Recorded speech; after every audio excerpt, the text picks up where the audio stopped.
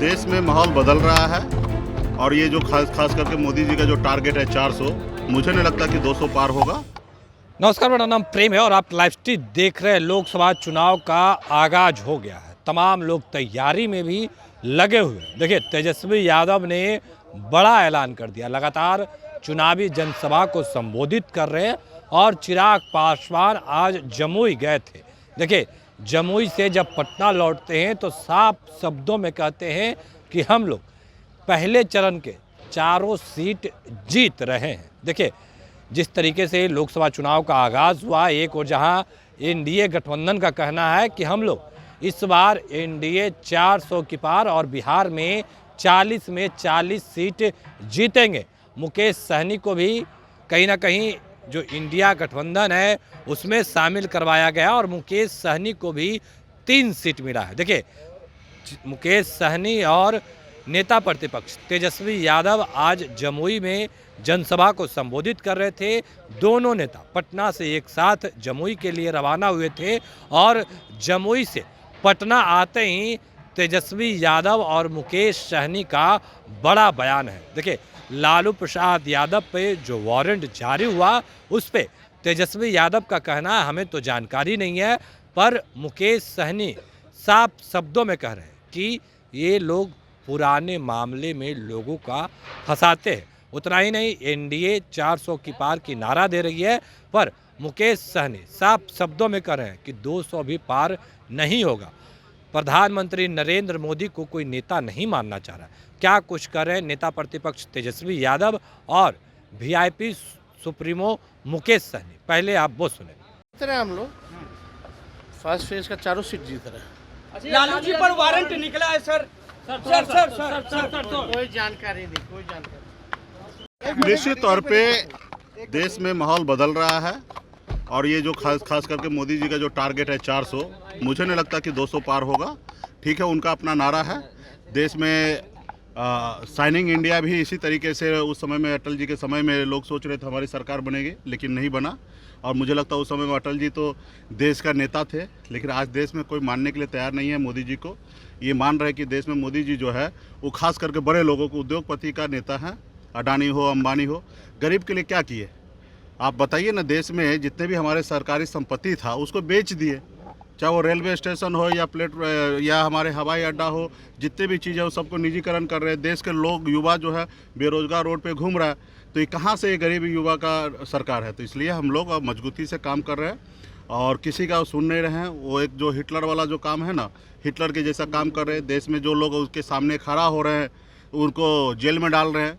वही एक समय अटल बिहारी वाजपेयी जी थे, उनसे जब पूछा गया कि विपक्ष आपका बहुत ज़्यादा आप पे हमला करता, तो उन्होंने कहा था कि ये मेरा विपक्ष नहीं, ये मेरी तीसरी आंख है, जो मैं नहीं देखता वो हमें बताते हैं और उस पर हम काम करते हैं।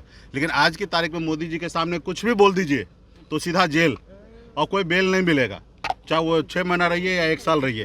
तो उस समय में, इस समय में अगर हम लोग लड़ाई लड़ रहे हैं तो इतिहास में नाम हम लोगों का दर्ज होगा कि एक देश में ऐसे तानाशाह के सामने में हम लोग लड़ाई लड़ रहे हैं। यही हमारी सबसे बड़ी जीत है और जनता मालिक है। जनता देश में परिणाम देंगे, वो आप लोगों को 4 तारीख को पता चलेगा, 4 जून को। मुझे लगता है कि मैं उनके सामने में लड़ाई लड़ रहा हूँ, यही हमारी सबसे बड़ी जीत है। कल बिहार दौरे पर एक बार फिर से आ रहे हैं।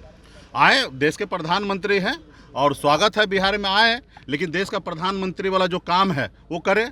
जैसे निषाद समाज जो आरक्षण की लड़ाई लड़ रहा है, हाथ में गंगा जल लेके पूरे बिहार में घूम घूम के संकल्प लिया था, तो कहीं ना कहीं मोदी जी को देखना चाहिए था कि मेरी मांग जायज़ है, जेन्युइन मांग है, बात सुनना चाहिए। लेकिन वो तो एक सीधे कि हम हैं और जो हम चाहेंगे वही होगा, उन्होंने सुना नहीं। तो हम लोग संघर्ष कर रहे हैं। मुझे इसी बात का खुशी है कि हम संघर्ष कर रहे हैं।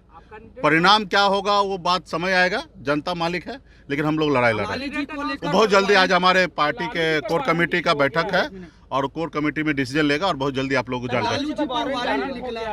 अरे वही तो फर्जी है ना।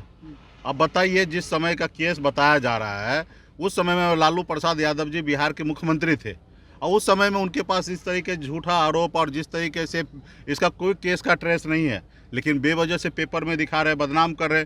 जैसे हमने कल इंडिया गठबंधन में शामिल हुए तो देखा कि ये न्यूज़ पूरे गांव-गांव तक फैलेगा, तो उस बीच में एक नया न्यूज़ डाल दिए।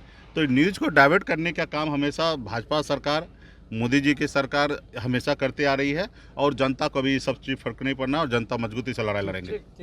तो अभी आप मुकेश सहनी और नेता प्रतिपक्ष तेजस्वी यादव को सुन रहे थे। तमाम मुद्दे को लेकर क्या कुछ कहा उन्होंने, आपने सुना है किस तरीके से जवाब दे रहे थे। देखिए, एक और जहां कहा जा रहा है कि इस बार एनडीए 400 की पार करेगी और बिहार में 40 में 40 सीट एनडीए जीत दर्ज करेगी। विपक्ष के नेता है, उनका कहना है कि ऐसा कुछ नहीं होने वाला है। इस बार जो 40 में 40 जीतने का दावा कर रहे हैं वो आधे से कम पर भी सिमट जाएंगे। उतना ही नहीं, एक और जहां एनडीए के लोग कह रहे हैं कि 400 पार होगा, पर जो मुकेश सहनी का बयान है उनका कहना है कि 200 भी पार नहीं कर पाएंगे, क्योंकि प्रधानमंत्री नरेंद्र मोदी किसी गरीब के लिए काम नहीं किए। वो गरीबों के नेता नहीं है, बल्कि चंद पूंजीपतियों के लिए काम करते हैं। देखिए, मुकेश सहनी का भी हमने आपको बयान सुनवाया है और नेता प्रतिपक्ष तेजस्वी यादव का भी बयान सुनवाया है। अब देखने वाली बात होगी कि आखिर जो बयान दिए हैं एनडीए के लोग जवाब क्या देंगे। देखिए, कल प्रधानमंत्री नरेंद्र मोदी बिहार आएंगे। देखिए, बिहार में लगातार दौरे कर रहे हैं, चुनावी जनसभा को संबोधित कर रहे हैं, क्योंकि इसी वर्ष लोकसभा के चुनाव होने हैं। प्रधानमंत्री नरेंद्र मोदी का दावा है, ये मोदी का गारंटी है, और 10 साल में जो काम हुआ है वो टेलर है, फिल्म अभी बाकी है। आगे देखते जाइए और भी क्या क्या होता है।